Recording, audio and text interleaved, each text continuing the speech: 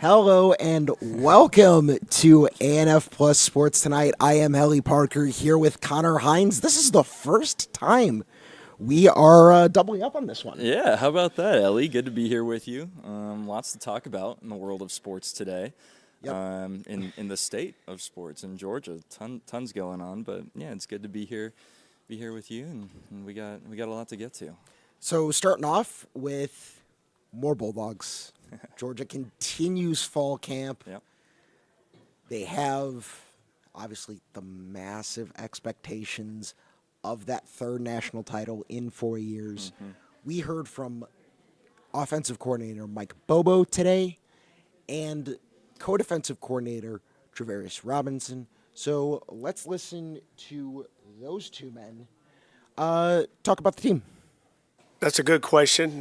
We've all got friends in this business that we talk to on a regular basis that are coaching, trying to stay fresh and new with how you do things. Football is football. We're really running very similar plays that we ran 27 years ago when I started coaching.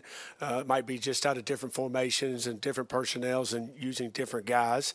Then I rely on coaches that have coached me that have had a lot of experience.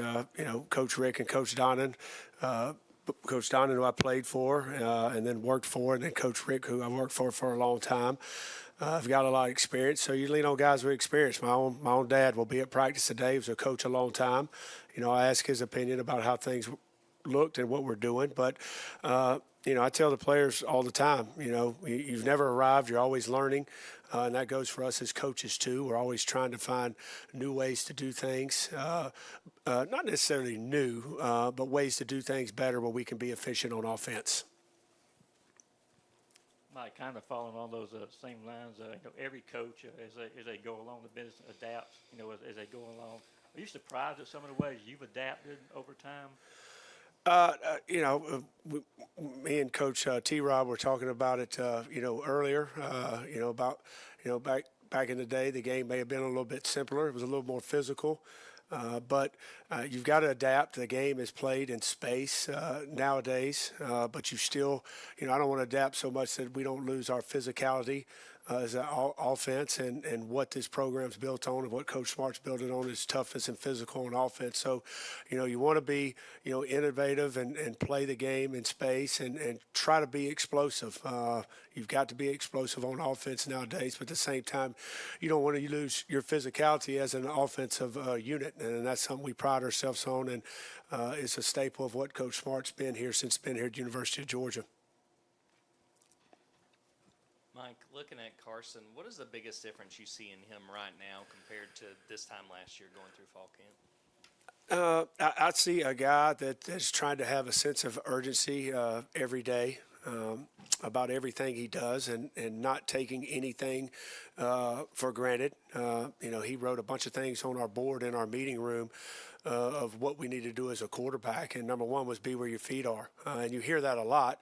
But here's a guy that, had a good season, his first season, and there's a lot of noise outside, this building, about the future. But he can't control that. What he can control is, being where his feet are every day. And in the meeting that we're going to go to here in less than an hour, it's going to be an install, but it's not going to be a new install for him. It's going to be a lot of things that he's heard over the 4 to 5 years that he's been here, but he's going to be locked in, being where his feet are, paying attention. There might be one little nugget today that is a little bit different than last year, or something that's going to help him be better at whatever play we're installing. So I think he's got a really, really good mindset of focusing every day and controlling what he can control and getting better. Because last year's last year, tomorrow's tomorrow.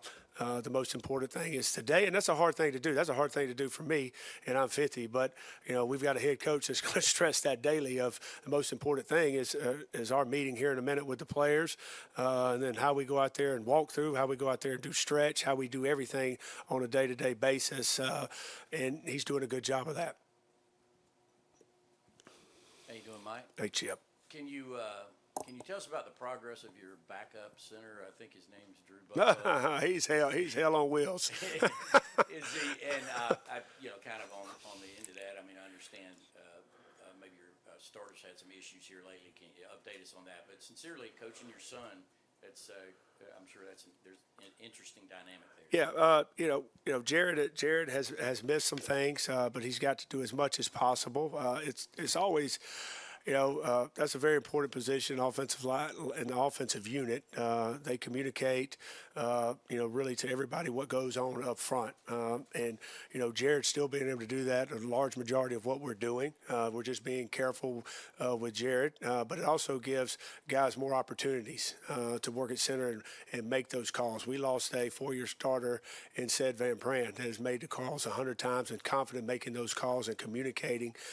So everything we do from walk through to practice is an opportunity for those centers, if Jared's not getting work, to make those calls and communicate with those other guys. And it's probably more important this year because we've got so many young linemen that might not be able to hear the call and know what they got. And a lot of times, that center's got to pass everything down the line and make the call front side and back side for those guys. And it's a little bit uncomfortable for guys like Drew, but the only way they're going to get comfortable is keep doing it and putting them under those pressure situations. Hey, Mike. Art. Looks like you should have a really good offense if you base it on this college football playoff or college football video game. Is that a good indicator of what you guys are going to do this year? I don't know. The only video game I ever played was Tecmo Bowl and Super Tecmo Bowl, which is a lot better. A couple times I sat down with my son and Jake and Drew, and they were playing when we had some time off over the summer, and it's amazing, the plays, the concept of defense, and there's a lot of good things in there of my son's trying to, battling for the quarterback job at Prince and sitting down and seeing, what the defense does and making decisions. But I'd go with Tecmo and Super Tecmo Bowl. I always played with the Oilers. Warren Moon was hell, and then Chris Dishman on defense. He could pick up off about anything on Tecmo Bowl. With a player who's got a skill set like Arian does, unique skill set there, just what are the different things you do on a daily basis, on game days, to best utilize that? Well, on a daily basis, I get to spend a lot of time with Arian. He's definitely a big special teams player for us, and that's been a big role for him. But a lot of times he's repped so many things in special teams, I get to have him during those special teams periods and really work on techniques of running certain routes. We're not running full speed all the time, but talking about routes and body control, working on the deep ball, adjusting to the deep ball with our eyes, not necessarily running, a full speed post or a full speed go. But anytime you got a guy like Arian or anybody that's got speed, track speed, when they're on the field, sometimes, you might not see the impact they have on a play because we might not have gone to, but I guarantee you that defense knows when number 11's on the field because of the speed and the ability to make not just a 20-yard explosive, but he's a guy on your team that could have a 70-yard explosive at any time. And the thing with Aaron, we're just trying to be consistent every day. Here's a track guy that played track, I believe, his first 2 years, was injured a lot before I got here, knock on wood, and is trying to be consistent and being an overall receiver. He's a really good kid and works extremely hard, and we're excited he's back this year.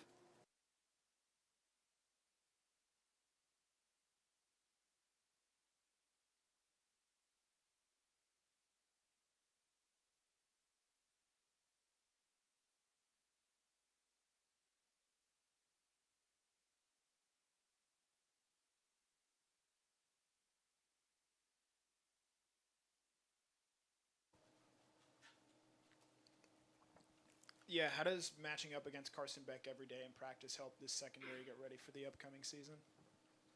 Yeah, I think it's Carson Beck. I think it's the offense. I think it's the running game. I think it's all the different elements of what we do. It's hard. And, I was fortunate enough I got a chance to play in a real game against Carson Beck. I got a chance to prepare against Coach Bobo in a real game.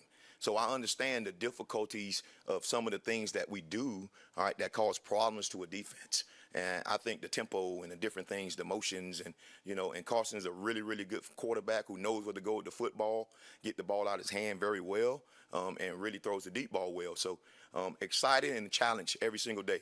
And I talk a lot of trash to Carson. And he does a good job of handling it in the right way, and he does a really good job of responding. He make bad plays, all right, he pick it up, and he go do something different, all right, and then he hurts us, All right, but he's a talented guy, and we're going at it and battling every single day. You said anything about the Alabama game last year? No, I hadn't done that yet. I don't know if I'm able to bring that up. Yeah, Coach, a little bit earlier you mentioned the simplification of this defense. I was wondering if you could expound upon that a little bit. How are you guys going about simplifying something that seems to be complex? Yeah, I think we did a really good job, Coach Schumann and Coach Muschamp and the rest of the defensive staff of doing a great job of compartmentalizing the calls. We have different families, and it's easy for our players to learn when you go in and you say, all right, an NFL quarterback is this, a generic man is that. Right, so it doesn't matter if there's Robinson O or it's Eddie O. It doesn't matter. All right, this is what you do. So I think we do a really good job of simplifying those things, the verbiage and all the different things. We have a bunch of calls, all right, that the star don't have to worry about lining up when they're going fast. He lined to the field. You know, so we got some different things to get guys, younger guys, more guys on the field to go out and execute. And I thought they've done a really good job of shrinking the system, still doing the same variants of what we do, but simplifying it so we can do it in a faster ways. You once told me years ago that you danced with a person who brought you to the dance, and you were referring to Coach Muschamp. How often do you find yourself sounding like him, like mimicking him, saying things out loud that he said, and now that you're in a place where perhaps players have already heard him say it, you've got to come up with new stuff? No, I'm not coming up with anything new. I am who I am. I learned from who I learned from. He's a guy that I respect in his profession. I respect as a man. I respect as a father. I respect him. And he's a great guy. And I think one of the things that I do is stay true to who I am and what I believe. And I got a different delivery. Coach Muschamp and we say some of the same stuff, all right, but I say it a little different to him. I got a little nicer side than he got sometimes. You said you haven't mentioned the Bama game to Carson Beck, but I'm sure when you were hired, Kirby Smart sat you down and said, hey, you guys played against us, you scouted us, you game planned us. What did you tell him that you saw on tape when you kind of went back over that game? I mean, it was just two good football teams going at it, and one football team happened to win the game. It was nothing that they gave away. It was nothing like that. It was just two really good football teams battling, competing. They got the same mindset, and because they came from the same type of environment. Is the secondary kind of one of the riskiest places to start guys young? It seems like the Caleb Downs are an exception. Even Malachi starting late in his freshman year. And why is that? Why is the secondary so hard to just take even the most talented guy as a freshman and throw him out? Yeah, because the margin of error, all right, is very small back there. When you make a mistake, it's 7 points. All right, when you're a defensive line, you jump out of your gap, well, the linebacker got a chance to tackle him. All right, if you're a linebacker and you miss the tackle, well, the safety got a chance to tackle him. Well, if that safety is a guy who hadn't played a lot of ball or don't feel that he can get it done or make a mistake or something like that, then it's 7 points. So we're on the back level. It's like being a quarterback, right? We have to do a lot of different things from a communication standpoint. We got to be on the same page. All right, everything that we practice, it don't necessarily show up in the game. There's going to be some new stuff show up in the ball game that you have to have your experience. You got to have guys that's been in the fire, that's done it. So that's why it's a little hard to play at that position. But we have guys do it every place I've been. So if the guy's mature enough to do it, a guy's capable enough to do it, handle it from a mental standpoint and talented standpoint, then he'll be just fine. When you look at the Mike Bobo that you spent the season with in 2020 at South Carolina and compare it to the one you're spending the time with now, is it the same guy? Do you see any differences? What stands out there? Well, Coach Bobo is the most competitive dude I know. All right, and no matter what we're doing, whether it's golf, whether it's cards, it doesn't matter. So he's always been that way. But from a schematic standpoint, you look at all the different things that he does here. We didn't have all those motions. We had some of the, the fast huddle breaks, different things like that. But we didn't have all these speed motions and all these different things that we got. So it's a lot of moving parts. And it's very important to do that on offense in today's football because of all the different things that a defense is trying to do to you. So the key to the drill when you're on offense is trying to make the defense talk, trying to get them to make a mistake. Well, when the easiest way to do that is by going fast and motioning. And we do that better than anybody in the country. Time for one more question. Yeah, in the 7-8 months you've been here, what have been your impressions of Glenn Schumann, and what has impressed you about him as the defensive coordinator? Good. Call him like Rain Man. He's very, very intelligent, man. Very intelligent. Sees everything. Has really good ideas, and he does a really good job in front of the guys. I think the guys really, really respect him. He does a really good job of delegating different things to the staff and giving people ownership in their job. And y'all should see him make some kind of edit or any kind of slide or something, man. He's the best on the computer I ever seen. But he's an awesome dude, man. He's a great guy. He's a staff guy. He's a guy that I'm eager to continue to learn from and be a part and help with what we're trying to get accomplished here. Thank you, Coach. Thank you, guys. I look forward to seeing you. All right, 23 days for the Bulldogs kickoff. Countdown is on. Against the Clemson Tigers at Mercedes-Benz Stadium. Technically, it's a neutral site game. Everybody knows it's not a neutral site game. It's here in Atlanta. They can't keep getting away with this, They right? can't keep getting away with this. Every year. Feels like at least there's 2 or 3 games in the Benz. Yeah. And they're the neutral site. Could very well end up with their final game in the Benz at the national championship. UGA could play in the Benz, Ellie. Could play in the Pretty Benz. sure 4 times, is that correct? Because you got, I don't know, this is bad radio, but I believe it's the SEC championship, the kickoff game. Kickoff game, SEC championship, Technically national the- championship. Technically the Peach Bowl, too, so. Could play in the Peach Bowl. So We'll see. four We'll see. games at the Benz. Though obviously, they have to get to some of those games first. Their only guarantee is that opener against Clemson. Obviously, you have the excitement around Carson Beck and Oscar Delp and even some new guys in the tight end room. You have all this excitement around Jared Wilson, who is coming off an injury and is slowly sort of ramping up. So you've got a lot of excitement in this Bulldogs locker room as they go for 3 of 4. Yeah, no doubt. And I think it's interesting to hear from the coordinators because this is one of the rare opportunities we get to hear from the coordinators, let alone a new coordinator like T-Rob. Yep. Don't be mistaken. I mean, this Georgia defense is going to still have Glenn Schumann's fingerprints all over it as the co-DC. And also Muschamp, who's now taken over as an analyst, but we all know he's going to have his But role. as Emily and I talked about yesterday, T-Rob and Glenn Schumann definitely have contrasting personalities, but that's something you sometimes need out of co-DCs. Yeah. You need those guys who can sort of play off each other. And if T-Rob's going to be the players coach, the guy who can really connect to these guys, sometimes you need Glenn Schumann to balance that out. Yeah, that's definitely true. On the other side of things, Mike Bobo, we know what we're getting with him. Yep. Obviously, there was a lot of criticism about Bobo and some of the decisions that he made last year. I am of the belief that it doesn't all fall on any one person. And I am also of that belief. I don't think that any of Georgia's scant failures, frankly, they only failed a couple times, but they did fail where it mattered. I don't think all of that falls on Mike Bobo, Kirby Smart, any one particular person on this team. You can kind of spread out, even if it's just, okay, they got a little bit unlucky. And at the end of the day, look, Bobo was a Kirby hire. That was a Kirby decision, and anything that Kirby Smart's doing, you gotta take it. You gotta trust the man at a certain point. The man's lost like 2 games the last 3 years.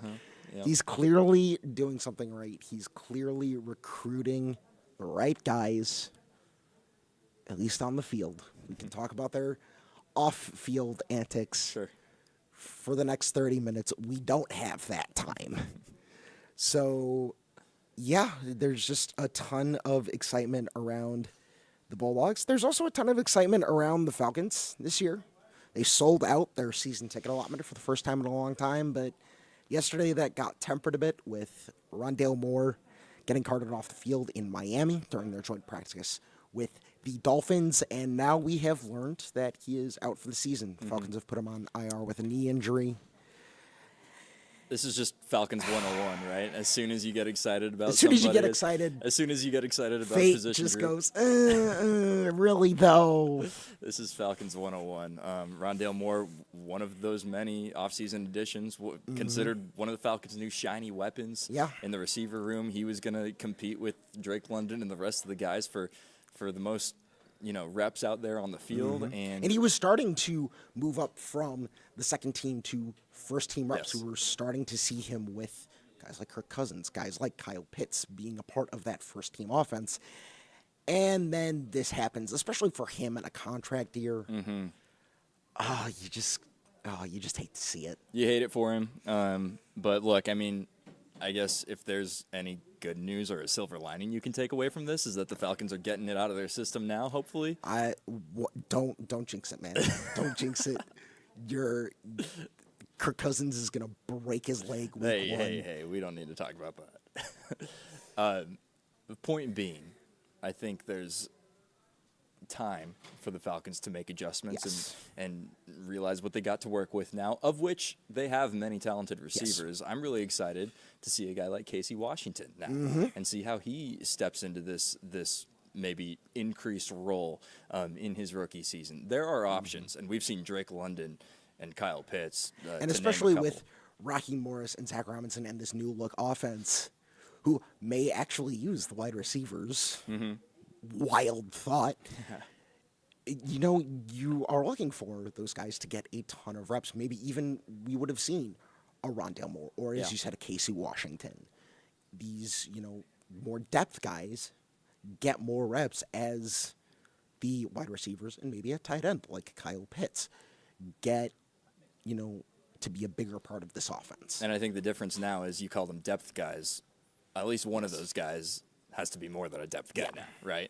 And it's just going to be a matter of who. And we've seen Drake London just making all sorts of highlight reel catches in training camp so far. More of the same for Kyle Pitts.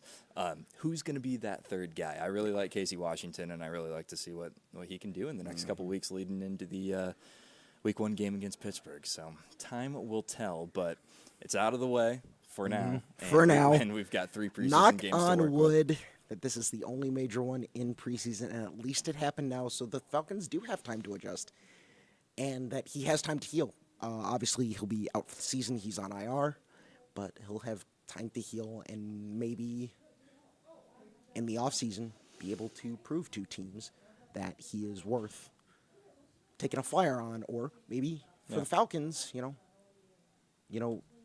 want you again. A 1-year deal, a 2-year deal, or something like that. First preseason game on Friday against Miami, so gonna learn real soon about what this team is made of. This Braves team frustrates me to no end. You don't say. They won 6 of 7, and now they've been swept by the Brewers. The Brewers are a good team. This is not to disparage Milwaukee in any way, shape, or form. They have smashed the Braves in this series. Brewers won today 16-7. Yeah, if you thought getting two out of 4 splitting with the Marlins was bad, how about getting swept by the Brewers? Is there any coming back from this, Ellie? I mean, it kind of feels like the season's spiraling. I'm gonna say it. And you've got the Mets right on their heels. They just took a series from the Rockies. The Phillies are the Phillies right now. They are far and away the best team in the division. And this team's just to me, it's too inconsistent to really think, they're going to go on a run. Well, the most frustrating part about it, if you're a Braves fan, is that a week and a half ago, we were talking about catching the Phillies. 6 of 7. They were on a run. We were talking about 6 of 7. We were talking about catching the Phillies within 5 games of first place in the National League East because the Phillies were trending downward. And look, you're not doing yourself any favors as long as you keep losing ball games, and then that's exactly what Charlie what the Braves have Morton, done. has a very bad day at the office. Leaves after 2 2/3 innings, allowing 9 hits and 8 runs. Yeah, he gave up 4 home runs. That's worst not great. in his career in one game. Yeah. By the way, this was one of the worst performances of his entire career, and that man has been on a mound for a very long time. So this has just not It's not been the Braves' week. I don't know if I'm a silver lining guy today, but the silver lining in this is that you get out of town. You finally get on the road, and sometimes that's the best thing that can happen for a struggling team is to leave your home park, just be together on the road with the guys, and that's exactly what the Braves are going to go do on the road in Colorado. Not an easy place to play baseball with the elevation and how that affects. It's a very the fun game. place to play baseball. Yeah, absolutely, 100%. So look, they get out of town. They're going to be on the road, just the team, and maybe that serves them right. And you know, I would say a very winnable series against the Rockies, but who we said that knows? about the Marlins. So Speaking of another team that's collapsing, Serbia. What happened? What happened? Just negative today. But look, the positives that The positive is that the U.S. won. Team USA won this game. Serbia had a 17-point lead. 17-point lead in the second half, and they blew it up. And look, this is a team that has players. I mean, namely Nikola Jokic and Bogdan Bogdanovic, who led the team with 20 points in this game. Yep. So this was not a team. This isn't obviously they made an Olympic semifinal. This is not a bad team. It's that Steph Curry decided to go off and score 36 points. Yep, that's the difference. And look, I mean, this there's been a lot of criticism about Team USA and all the strong personalities and contrasting personalities on the same team. I mean, it's a team full of stars, and at the end of the day, that might be more hurtful than helpful. But whatever it is, Team USA pulled it out today, and they find ways to keep winning games. No better time to click at this point. 17 down, and then they just locked in. It would be a 5th straight gold medal for Team USA. And, as they go on to, at least as someone who cares about the Olympics, men's basketball is like the one sport where you expect the U.S. to win. No doubt. This is our sport.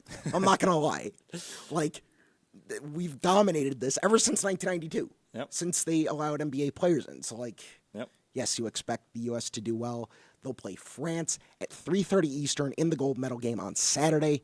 So you'll get to see Victor Wembanyama face off against the United States. You'll get to see Joel Embiid face off against France. I really hope that man goes off after what's happened to him at this Olympics. So it's going to be a very exciting game. It's going to be a great game. It's everything that you would want in a gold medal game. I think there's a lot of intrigue for Team USA, just, again, about the fact that these are so many star players together on one team. And, obviously we've seen how that's worked out in the past with the Dream Team. But, maybe this can be the modern Dream Team. And, one win away from that 5th straight gold medal. So that's going to be a lot of fun. All right, what's on your mind? I got to stick with the Olympics and another gold medal match. Team USA women's soccer team, they're going to be playing Brazil this weekend. Oh, it's going to be so fun as well. I think that's going to be just as fun, right? I mean, 2 incredibly talented teams. That's what you want in a gold medal match. I know on the men's side, soccer is not viewed the same way in the Olympics. The women's team has been great. Emma Hayes, in my opinion, has really shown herself to be a great national coach. I'm super excited for where she goes in the future. So hopefully the U.S. pulls it out. What about you? You got anything on your mind? The White Sox finally fired Pedro Grifol after he won a game and ended the losing streak. They waited until he ended it. Chicago Ellie has entered the chat. Oh, so this team. You're a White Sox fan. No, there's personal reasons behind that. Okay. But I grew up a White Sox fan, indeed. Okay. And now Grady Sizemore, Guardians legend Grady Sizemore, is managing the White Sox. Weird timeline, man. I was kind of hopeful. Weird timeline. I was kind of hopeful the streak was going to continue. You got to be historic for some reason. At this point, I was like, okay, so just go for something. The Chicago White Sox had lost 21 in a row, tied the AL record, were 2 off of the NL record, and then they beat the Athletics. It's impressive. That's impressive. All right, so that's it for us on ANF Plus Sports Tonight. For Connor Hines, I'm Ellie Parker. See you tomorrow. Go watch some sports.